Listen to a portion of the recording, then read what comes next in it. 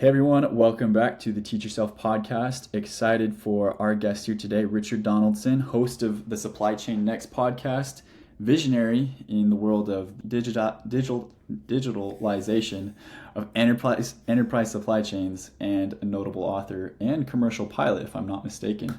Richard, welcome to the podcast. You hit them all, Nathan. I appreciate that. As I listened to that, I kind of, for a moment there, I go, wait, who are you talking about? That guy sounds pretty interesting. Well, I believe he is, and that's why we have you on here. No, I appreciate that. Well, I'm excited to get onto the show, and Nathan, even from the background that you told me, kind of a little bit of free-form conversations, but really kind of, help people understand. Maybe if they're interested in podcasting, I think that's sort of the emphasis here is you're even getting going in your podcasting. Yep. We, my business partner, Chris Zoger, and I, we've had our podcast for about 5 years, kind of early entrance into it, and didn't really plan, to do 65 some odd episodes, but did, and continue to do it still, and have found, I don't want to say success necessarily so much as we've touched enough people that I think for us that's been success. It's not been a monetary type driven exercise so much as really exploring the ability to, in this new age of connectedness, and we're just marching towards the place where, to get really out there, to be almost telepathic, right, in our ability to communicate, because we're just trying to find more efficient ways to communicate across a larger swath of humanity, as it were. And podcasting right now is kind of the new in thing. It's not for everybody, and it just doesn't mean you can't do it. But anyways, I can ramble on real easily, so it's fun to be on this side of the mic and be interviewed, Nathan. So I'll pause there and let you direct it a little bit. Yeah, no, that's perfect. And yeah, I totally agree with that. I think the beauty of podcasting is everyone has a message, and it's such an easy space to get into that if you really want to share something and grow something and make an impact, it's the perfect place to do that easily. I would say easier than, just being on social media even. But one of the first questions I always like to ask kind of my guests is just to tell me about themselves and kind of your story, how you got to where you are today. You can take as long or as little, as many details as all the different side quests that you've been on, or just what's been your main focus? Oh, you're opening up a can of worms here, but let's see. So quick and dirty, Richard Donaldson, live now currently in Arizona, moved here about 3.5 years ago, just at the sort of height of the pandemic. Prior to that, I spent 25 years in San Francisco, where I was there from 97 to 21, involved in technology, startups, kind of the whole internet revolution, as it were. Fortunate my timing was really good in 97, because that's right when everything was sort of taken off. Just happened to be at the right place at the right time. It's kind of the modern gold rush, if you will. Prior to that, I was between undergrad, when I ended up in San Francisco, about 5-6 years, I kind of took off and traveled and lived out of a backpack and was in all sorts of weird towns and doing odd jobs, and was a chef and scuba instructor and ski instructor and English teacher in Czechoslovakia, of all places. Just kind of pretty random. And then my origin story is I grew up in Minnesota. So Minnesota boy, kind of ran out of there in '88 when I graduated from high school, and still home to me, will always be home. But really wanted to go see kind of everything, and kind of even back to the original question that you're asking, there's like side quests and quests is, for me, I've really been fortunate to have had a lot of experiences, a diverse set of experiences in my life. I've been fortunate enough to pursue some things that, when I kind of get my head or focus on something, I can't help myself, but I go into it all the way. And have had a pretty diverse, I would say, sort of three, I'll say, career kind of chapters, from graduating from undergrad to kind of doing random stuff for 5-6 years to kind of focusing in on technology and becoming I guess an executive, if you want to call that, finding a niche there in technology for about 25 years. And then when I moved here, I decided to get into aviation, of all things. And as you kind of mentioned earlier, I'm now a flight instructor, and it's sort of moving my way up the scale, as it were, in my hours accumulation to where I can, probably not interested in flying for the majors or anything like that. Like, that's not the job I want for the next 25 years, but teaching flying and doing private corporate kind of stuff is a lot of fun. And the entrepreneur in me, and we can get to the C's, if I was looking at, if I was in your age range, so Nathan, I'm going to guess here, you're probably like mid-20s or early 20s or something like that, and I would probably say to even the audience that you've got out there, if they're even listening on the career side of things, one of the, I'll say the best career job, I'll call it almost a trade job, is becoming a pilot. And if you're fortunate enough to get up and move up in those ranks, I don't think people realize that the average U.S. pilot over a 30-year career makes more than the average U.S. doctor. Wow. I don't think most people realize that. I didn't even realize that until I got into it, and it's even going up further. It's a very niche-y kind of area. Another thing that kind of blows people away is in the United States alone, there are only 800,000 registered pilots. That's it. Wow. And of that group of 800,000, if you pull out students and private and all the people that aren't professionals, you're left with professionals, a group of about 150,000 active professional pilots. Wow. That's it. It is a small group of people, and that's just the U.S. Anyway, but I look at, so one is, flying is an amazing career, but then as I look out the next 50 years on where things are going, well, let's be honest, space exploration is literally the wild west of what, when Columbus decided to take off from Europe at some point. This is similar to what Musk is doing and going to Mars, is we as a species are realizing, oh God, we got to expand a little bit if we're going to survive. And therefore we got to take the universe by storm. We'll see what happens with that. But, space is connected via aviation. So if you're in the aviation world, all the startup opportunities, the entrepreneurial opportunities. I mean, when SpaceX goes public here with Starlink and everything else that's going on, it's going to really it is shaking the world, but it's really, I think, going to drive a lot of investment. There already is a lot of investment, but it'll start getting even more so, especially when we start discovering resources in space, which is not too far off in the distant future. So, a lot of different things in there to unpack in my sort of story, but I'll pause there for a second and see if there's anything you want to kind of latch onto. Yeah, we'll just kind of jump back a little bit in your story. In your undergrad, what did you study? What was your field of interest at that time? Yep. So way back then, I was, I don't want to say I was half-assed in school, but let's just say school wasn't as exciting to me. I went through it kind of like a lot of us do, where it's just sort of like, this is what I'm supposed to do. Yeah. And it really wasn't until after the fact, and even now I would say, we're living in a time where, we can really question a lot of the normal patterns, I think, and that's a very reasonable thing to do. So specifically, undergraduate was international relations with an economic minor. I never used really much of any of it, to be honest. I kind of had to figure out, especially when you're in Silicon Valley at the time, that was all about self-teaching, right? Because when we were building the internet, or kind of a part of that wave, there wasn't a textbook or a guidebook. It was kind of figure it out as you go. When Elon Musk is figuring out how to go put a habitat of humanity on Mars, there's no guidebook for that. There's no, here's the, Living on Mars for Dummies, series. That's what we're inventing, right? And so that's always been, for me, one of the core things that I've been drawn to is that sort of exploration and really kind of forging new trails. I get really excited about problem solving. And so again, I think my undergraduate kind of programs helped with the networking, helped with some core foundational skills. But then I got out and I've always been a very self-directed, self-teaching. Even in aviation, a lot of it you got to kind of pick up and learn yourself. Technology is a lot of it pick up yourself. When I was a chef, I started as a dishwasher and kind of taught myself the whole thing, or got taught by the School of Hard Knocks kind of thing, and that's always seemed to work out. So that's super cool. Yeah, just the emphasis on being, a pioneer in whatever area that you're at. That's the people that have the most success and really the most valuable experiences in life. The ones that are pushing the limits and finding the answers to the questions we don't even know that we need to be asking. So I think that's a wonderful mindset. Yeah. And as you transition from that into those different adventures around the world, exploring and learning new things, what made you, come back to California, kind of stop there and get into the technology space?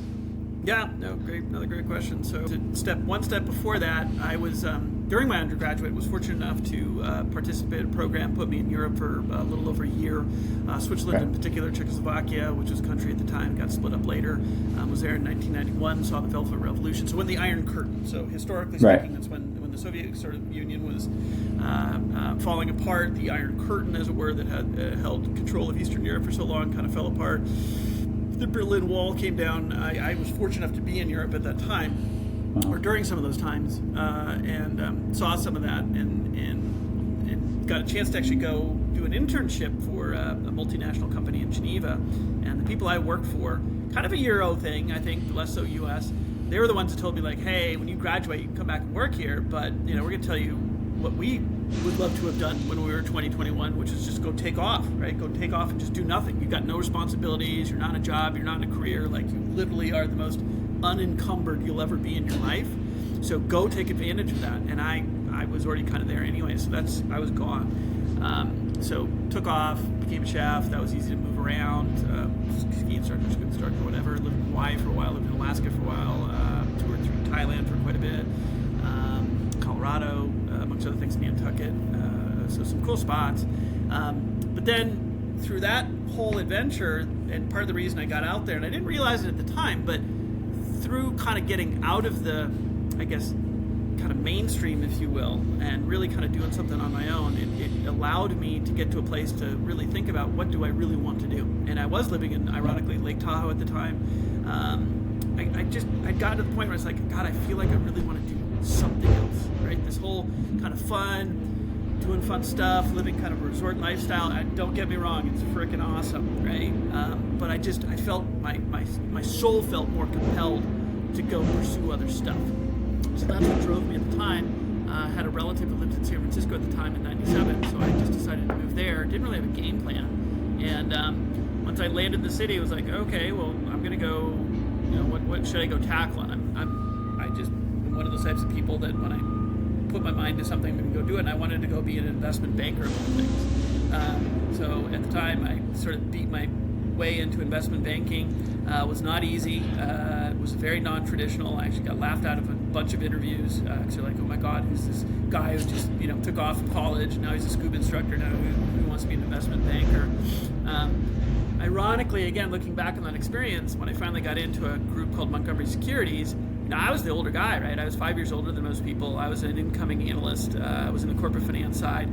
But what was different is my mindset was completely different. I wasn't doing it because that's what I was supposed to do. I was doing it because that's literally what I wanted to do. And I made the choice to come out of this world of, which when I look back on that was one of the best 5 years of my life, was to really get out of everything. And it allowed me to look back on my life and go, what do I really want to go do? So when I was there and got into it, in Montgomery Securities, I was working, the ridiculous banker hours, 60 hours a week, 70 hours a week. I mean, not kidding in any way, shape, or form. But then on top of which, I was going back and doing an MBA at night, because that's like, I was so enthralled by that putting 15-hour days together to kind of get my foundational skills put together. Like I wanted to do that. And so the difference is like, I was invested in it. So I was so focused at that time. I really kind of ramped up, got into, really built all my sort of financial back-end business stuff. And at that time, the internet was new and we were figuring out, businesses and all the stories you heard about were crazy. But that really then propelled me to go into and be part of this sort of Silicon Valley growth. And sort of from that, jumped into data centers and infrastructure and kind of build networks and, just startups in general. Wow, that's super awesome. And I love that story of, shifting from, this is what I'm supposed to be doing, to finding that thing that you're passionate about, that you want to be doing, that you're going to be, passionately and successful about. I think, because I'm about to graduate college right this fall, in December. Nice. I'll finish my degree. And I've noticed it amongst my peers and amongst myself, but you get into it and you're like, hey, I'm on this path that I'm supposed to be doing. That's what everyone's told me so far. Then you get in there and you're like, okay, but I don't want to do this. Like, right. I don't want to stay here the rest of my life. But you get in there and you feel like you're so far, so deep into it and so close to finishing that you're like, well, I can't change or else I'll have to start all over again. And who knows if I'll want to do that thing. And so I definitely see that struggle. Let me jump in. That's a great. I'm really excited that you actually brought that up, because I think one of those things that you just said there, it's okay to go through that mindset multiple times. Yeah. And I think one of the things I've learned in pivoting so many times, especially 3 kind of pretty big pivots, or 4 potentially if I look at it this way, in and out of careers that are usually what most people kind of do. I'd say we live in a world that's changing so fast. The idea of doing one thing for the next 60 years or whatever, which is the old school mindset, I just think it's impractical. It doesn't make any sense. Just the change alone in the last 20 years, right? I mean, is astonishing, and it's going to get even faster at a more torrid pace as we move forward. So I think one of the super skills, one of the superpowers of this sort of next 50 years is adaptability, right? Yeah. Is the ability to morph, is the ability to try on new things and not be stuck in sort of this is the way it needs to be done. And I want to connect back to, I think this is another thing that I mean, it comes up in conversation, but being really asked, like, what do you really want to do? I mean, it's such a simple thing to ask, but it is really, really hard to do, and it requires a lot of soul searching. It requires a lot of just inner conversation, inner dialogue work. When, let's be honest, we don't really get taught to do that, and so, I think one of the things I have found, psychologically, is we get very caught up in the nature versus nurture, and nurture is a global community kind of creating this concept of what an ideal life is. Well, who says?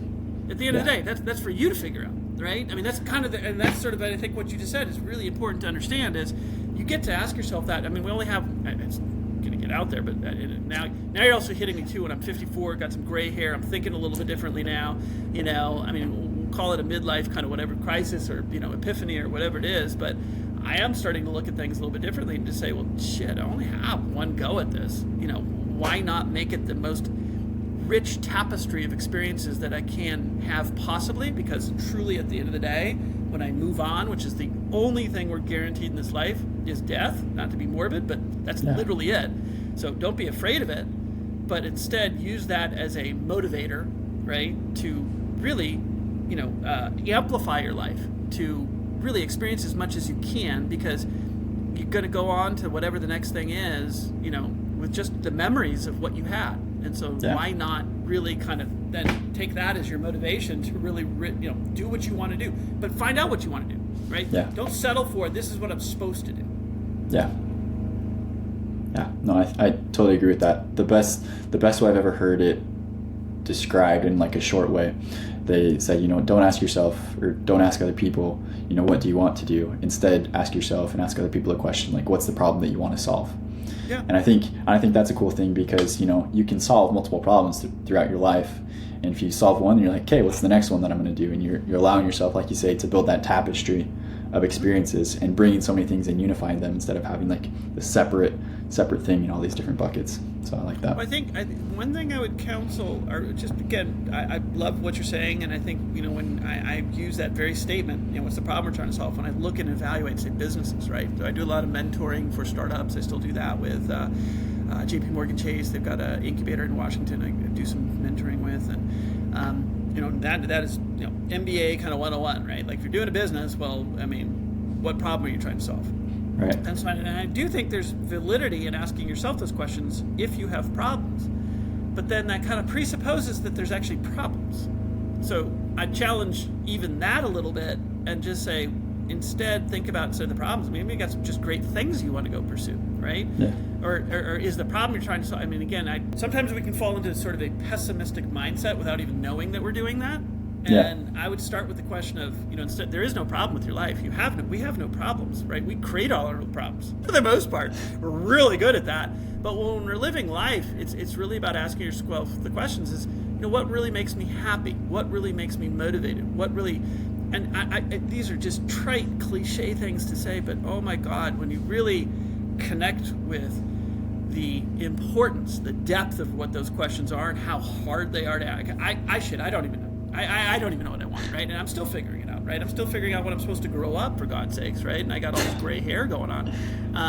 And that alone, right, kind of tells me, like, that's, again, kind of the purpose of life, right? The purpose of life is really just to explore, to experience, to live, right? That's it. It doesn't go past that. You don't need to overthink this. Like, we complicate things too much. Yeah. A lot of importance. I think we live in a world today where, especially, there's a hyper amount of influencing going on, right, through all the connected nature, even back to the root question that you're asking with this podcast, which is, what's going to make a successful podcast? Well, it can be an amplification of your voice, your thoughts, and everything else out there. And if you use it, it can be a great vehicle to kind of get your own influencing out there, be part of the global conversation. But the point that I'm getting to is, sometimes it's hard to recognize how influenced we have been, right? And really disconnect those things that we've been told we're supposed to do and build up what we really want to do. Like I'd love to have a master class just in this, in the modern world. What does that mean? And I still haven't figured it out, to be honest, but I know it's really hard to do. I catch myself all the time with even my own thoughts where I'm like, shit, is that really what I want, or is that what I've been told I want? Right? And that's how deep it goes, because we're going back to childhood kind of stuff. Anyways, we're No. Yeah, these podcasts could go all sorts of directions. I didn't know if you came in here today realizing we're going to get into sort of this life affirming kind of thing. No, that's perfect. That's perfect. I think those are perfect points to be on, and I totally agree with that. That you have to be able to self-reflect and understand where everything's coming from, so that you can then direct where you're going to go. I like that. Well, it also makes me think a lot. You kind of again connect back to the whole point of the podcast session here is, what makes a good podcast? Well, I think anything in today's world, because we have so much marketing and so much sales and so much kind of like people see through it in like picoseconds, right? Where it's almost we're attuned to it.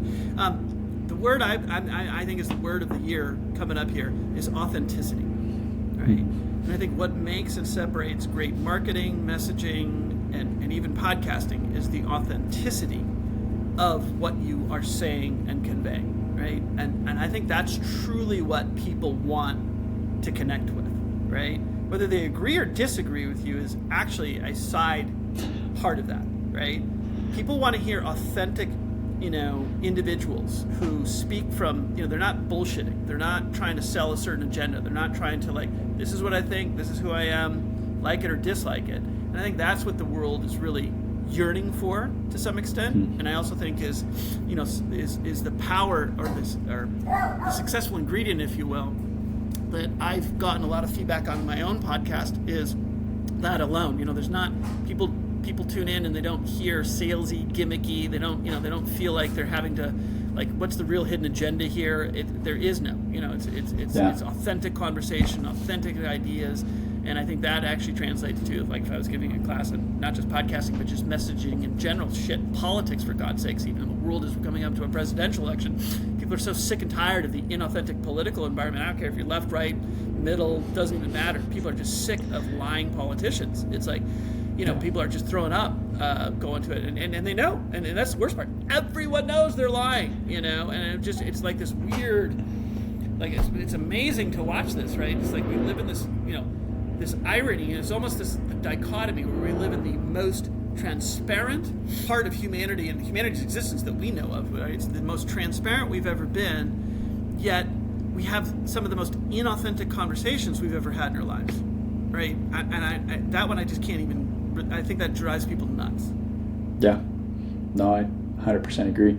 You become so frustrated with what you think you're supposed to be, the people you're supposed to be listening to, you become so frustrated with that, you're just like, well, at this point, what do I even do? Who do I even listen to? Yeah, right. And you just get stuck listening to nobody. The key is yourself. That's kind of coming back to the essence of it all, right? I mean, the key driver in all of this is your own self, right? At the end of the day, if there's something that I would love to convey, even out there, and especially even what makes a successful podcast is, authentically communicating, of course, but really just listening to yourself, and authenticity comes from this exercise of, always having that internal dialogue around who am I, what do I want to be, what's driving me today, and it can change.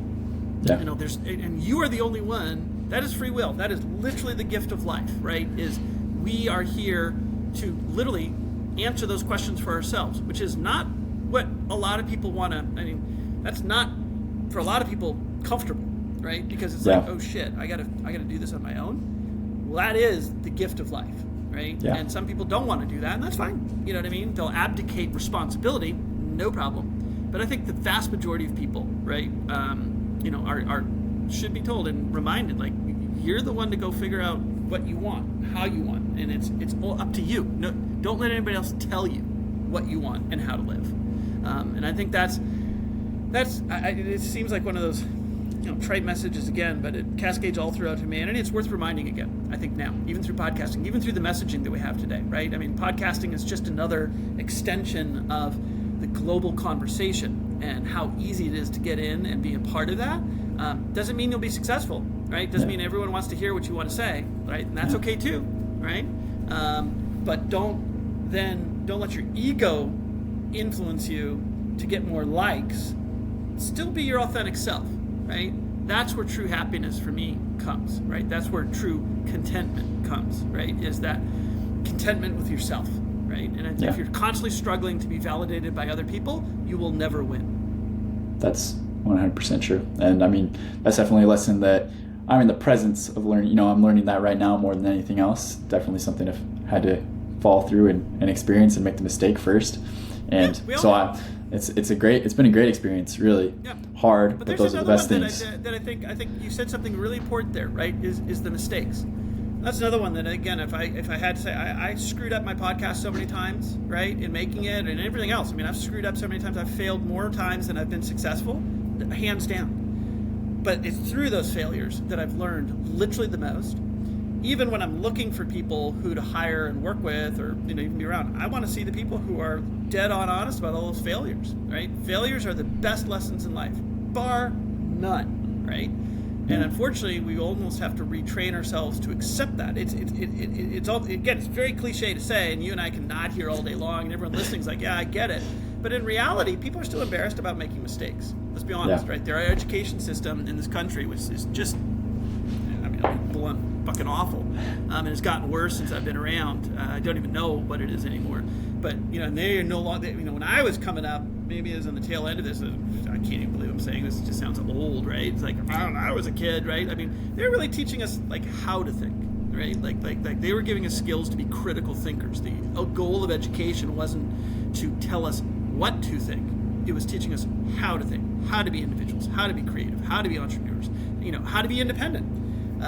I think somewhere in the last 30 years, it's shifted to, nope, I'm going to mold you into a way of thinking. I'm going to tell you what to think. I'm going to allow you to be independent in how you think. And I think that's a very dangerous place that we're going down. But again, kind of coming back into the, how we kind of explore this stuff. But how thinking that even coming up with that yourself, right? Like freeing yourself of that constraint that this is what I've been told to do is very liberating, but it's also very scary. I think, bringing up that point of, being taught what to think instead of how to think, I think that connects to, what's prevalent today in the technology world, where AI is an artificial intelligence. If you want to be successful with that, you have to be able to tell it how to think. And if you can't, if you don't know how to think for yourself, you're never going to be successful in prompting those things. And that's probably one of the most valuable things you can be doing right now in any industry. Yeah. You bring up a really interesting topic, AI, right? I mean, that's obviously top of mind for everyone, and the idea of a sentient machine. And we can get into a whole dark hole rabbit hole here if you want to, but I'll stay on the surface, and I'd say, so I think there's an interesting theory out there, which is AI may already exist and we just don't know it. Yeah. Because I think the true artificial intelligence, for me at least, when I think about artificial, most of everything else we talk about today is just advanced, what I'll call machine learning, if you want to geek out for a sec. It's very complex algorithms, but true AI, where it absolutely generates its own thoughts, it absolutely is independently creating new or identifying new patterns. Right. I'm not sure if that exists. If it does exist, I don't know if we know it. Right. That's kind of where I'm going. Right. Yeah. I mean, and there's a lot of people in the kind of world right now because there's enough technology connected together. The internet's connected also. So there's one massive, computer out here, and there's a lot of places that something sentient can live and exist. Yeah. So first and foremost, I'd say AI. I'm not sure would even know what it is, right? Even though it might come from this stuff, and I think people have all the fear of it and everything. But I think that's an interesting thing. What is a sentient thing going to think about? What is its motivation going to be? What is its core precepts going to be? And that kind of forces us back to ask the questions about ourselves. Well, shit, what do we want to do? What are we trying to get out of this, right? What's our objective? And I think this is, again, where we can get a little bit, like right now, Elon Musk is kind of leading the charge for the human species and saying, hey, we need to explore more, right? I mean, again, on a long enough timeline, forget global warming and everything, but we're just going to grow too fast as a population. That's literally what's truly the major problem right now is as a population, we're just growing too fast. And I'm not about to say cull the herd, right? That's a little bit dark and ominous. But at the same time, too, it's like, okay, we have this literal untapped universe sitting out there for us. Let's go do what we did before when we took off from Western Europe or wherever, right? We sailed across the Atlantic. Shit, they didn't know where they was going. They thought it was a flat Earth at that time, right? I mean, that was scary as shit. But they were able to do it. And so we're just at that precipice again right now. And I think, even there, again, go back to the point of, kind of asking yourselves what we're going to do. Great, again, you haven't figured it out by now, but I'm a fan of Elon Musk. But one of the great interviews he had, and sort of on this topic a little bit, is he was asked by someone, hey, when people get onto Mars, what kind of government are they going to have, right? Democrat, communist, or, whatever. And he had the best answer. He said, you know what? That's really not for me to decide. That's up to them. And I think that goes to the core of kind of what we're talking about here a little bit, right? Is, at the end of the day, self-determination is really a superpower, right? And, being free to really connect with what you want and how you want to do that. It's hard to do, but it will help a ton. And then allowing yourself that freedom throughout your whole life, especially in the next 50 years, the rapidity of change, the rate of change is going to be so great that if you're not changing all the time and allowing yourself the freedom to do that, you're going to get stuck in some old things, right? We see that already, like industries that are just dying and won't go away. It's like, okay, let's just move these on, move past them. And it's the same thing, but, your generation, the next generation, and so forth, things are going to be moving at a much, much, much faster pace. So if you can allow yourself to, move freely throughout that, not be constrained by what everyone thinks you should be doing, I just think it's a happier life, to be honest. Definitely. Perfect.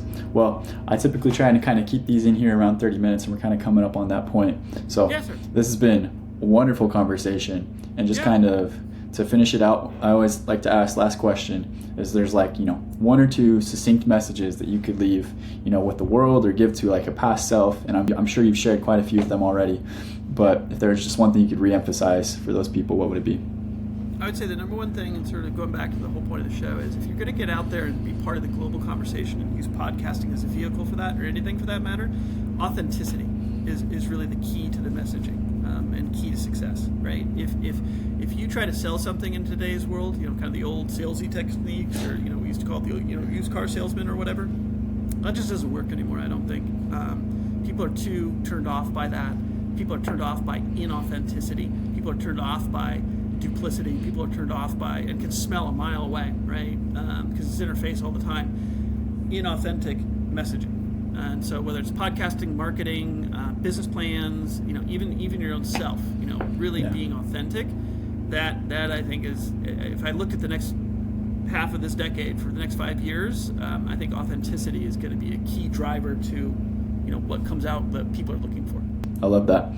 And Richard, for any of my listeners that want to follow you and see the things that you're doing, where's the best place that they can find you? Yeah, Supply Chain Next Pod, that's the supplychainnextpod.com, or LinkedIn. I'm on LinkedIn, Richard Donaldson, just put me on there. I think I show up every now and then in some Google stuff, but LinkedIn's probably the best place to interact, see what I'm up to professionally, and then the podcast if people want to tune in for that. Perfect. Awesome. Well, thank you so much, Richard, for this conversation, and to everybody else that's been listening, we'll see you next time. Awesome. Thanks, Nathan.